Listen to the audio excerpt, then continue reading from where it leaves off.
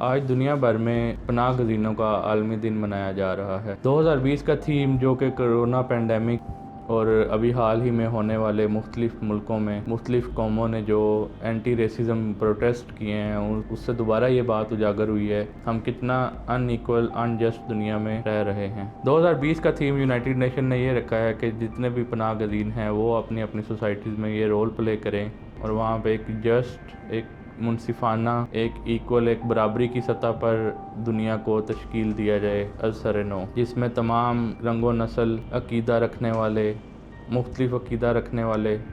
اور اس طرح کے تمام جن کی بنیاد پر تفریق کی جاتی ہے ان میں تفریق نہ کی جائے، ان کو برابری کی سطح پر رہنے کا موقع دیا جائے۔ پناہ گزینوں کا عالمی دن ہر سال 20 جون کو منایا جاتا ہے۔ اس دن کو منانے کا مقصد پناہ گزینوں کے جو حقوق ہیں دنیا بھر کی معاشرے میں ان کو اجاگر کرنا ہے۔ پناہ گزینوں کو دنیا بھر میں مختلف کیٹیگریز میں ڈیوائیڈ کیا گیا ہے جو ان کی علاقے، ان کی وجہ اور ان کے جو ہجرت ہے اس پہ ڈیپینڈ کرتا ہے۔ کوئی بھی شخص اپنی مرضی سے، اپنی خوشی سے پناہ گزین نہیں بنتا، ہمیشہ اس کو جنگ و جدل، معاشرہ، وہ سوسائٹی، غیر منصفانہ رہن سہن اور جو ارد گرد کے اس علاقے کے باشندے ہیں وہ ہمیشہ مجبور کرتے ہیں دوسرے انسان کو کہ وہ یہ علاقہ چھوڑ کے کہیں اور پناہ لے۔ کبھی کبھار انہیں جو اپنے ملک سے نکال دیا جاتا ہے، کبھی انہیں سچ بولنے پہ نکال دیا جاتا ہے، کبھی انہیں جو ایک بڑی سطح پہ لوگ رہ رہے ہیں ان کے خلاف کوئی بیان دینے پہ یا کوئی ایسی ایکٹیویٹی کرنے پہ انہیں اس ملک سے نکال دیا جاتا ہے، تو وہ پھر مجبور ہو جاتے ہیں دوسرے ملکوں میں پناہ لینے پہ۔ ہمارے پاس بہت سارے ایسی کیسز ہیں، جیسے برما میں مسلمانوں پر جو نسل کشی کی گئی اس کی وجہ سے وہ پناہ لینے پہ مجبور ہوئے۔ چائنا میں جو مسلمانوں کی ایک کمیونٹی ہے اس پہ نسل کشی، لیکن وہ ان کو پناہ لینے کے لیے بھی نہیں، ان کی نسل کشی جاری ہے۔ اسی طرح شام میں، عراق میں اور اس طرح کے مختلف ملک ہیں جو جب ان پہ جنگ جو ہے مسلط کر دی جاتی ہے تو دوسرے ملکوں میں پناہ لینے پہ مجبور ہو جاتے ہیں۔ اس وقت دنیا بھر میں تقریباً 8 کروڑ لوگ پناہ لیے ہوئے ہیں۔ افغانستان میں جب جنگ شروع ہوئی تو افغانستان کے باشندے جو ہیں وہ پاکستان میں اور دوسرے ملکوں میں پناہ لینے کے لیے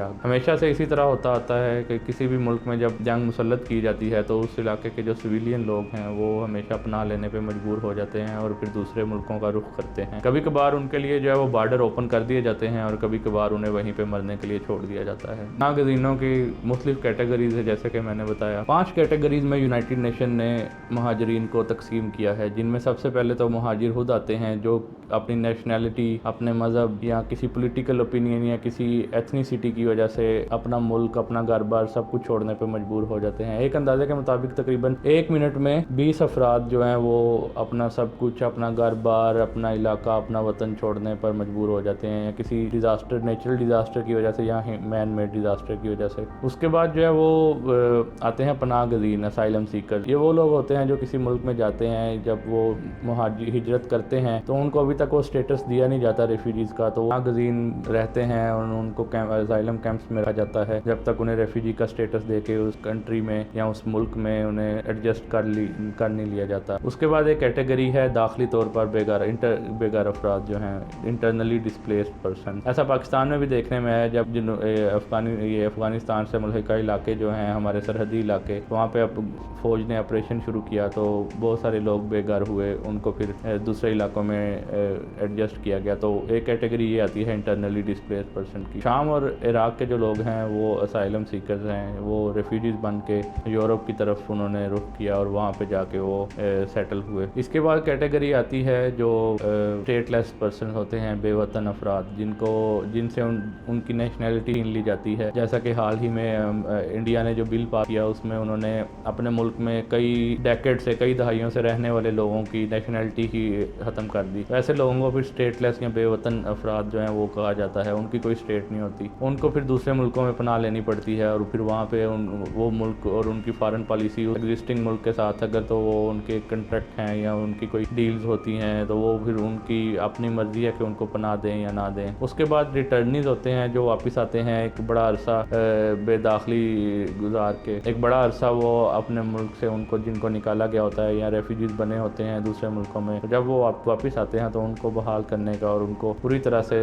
جو ہے وہ حق دیا جاتا ہے یا وہ اپنے ہی ملک میں دوبارہ سے ریفیوجیز بن جاتے ہیں۔ اقوام متحدہ کی مختلف کنونشن جو 2 ہوئی ہیں پچھلی صدی میں، اس کے مطابق جو پناہ گزین ہیں یا جو مہاجر ہیں ان جو کسی بھی ملک میں جاتے ہیں ان کو 10 بیسک رائٹس جو ہیں، ان کے حقوق جو ہیں وہ ڈیفائن کیے گئے دونوں کنونشن میں، جو کہ یونائٹڈ نیشن یا اقوام متحدہ کے جتنے بھی ممبر کنٹریز ہیں ان سب پہ لاگو ہوتی ہیں۔ ان میں سب سے پہلا ان کا حق یہ ہے کہ ان کو ملک کسی بھی شرط پہ نکالا نہیں جائے گا۔ ہاں یہ کہ ان کی بہت ہی کوئی حساس وجہ ہو تو پھر ان کو اس ملک میں وہ پناہ لیے ہوئے ہیں اس ملک سے نکالا جائے گا۔ اس کے بعد انہیں وہاں پہ کام کرنے کا مکمل حق حاصل ہوگا، وہ کام کر سکتے ہیں اپنی اسکل کے مطابق یا انہیں جو کام ملتا ہے اپنے رہنے کے لیے وہ اس کے بعد انہیں وہاں پہ رہائش کا پورا مکمل حق حاصل ہوگا۔ انہیں تعلیم اور ان کے بچوں کو تعلیم جو ہے وہ حاصل کرنے کا مکمل حق ہوگا جیسا کہ وہاں پہ رہنے والے باشندوں کو حاصل ہے۔ انہیں کورٹ تک جانے کی جو مکمل رسائی ہوگی، کورٹس ان کے جو کیسز ہیں وہ بھی لیں گی، وہاں پہ ان کو جانے کا مکمل حق حاصل ہوگا۔ انہیں اپنا مذہب جو ہے وہ پریکٹس کرنے کی مکمل آزادی ہوگی، انہیں کوئی روک ٹوک نہیں ہوگی، وہ آزادی سے اپنا مذہب جو ہے اس پہ مذہبی تعلیمات پہ عمل کر۔ انہیں پبلک فنڈ میں سے مکمل طور پر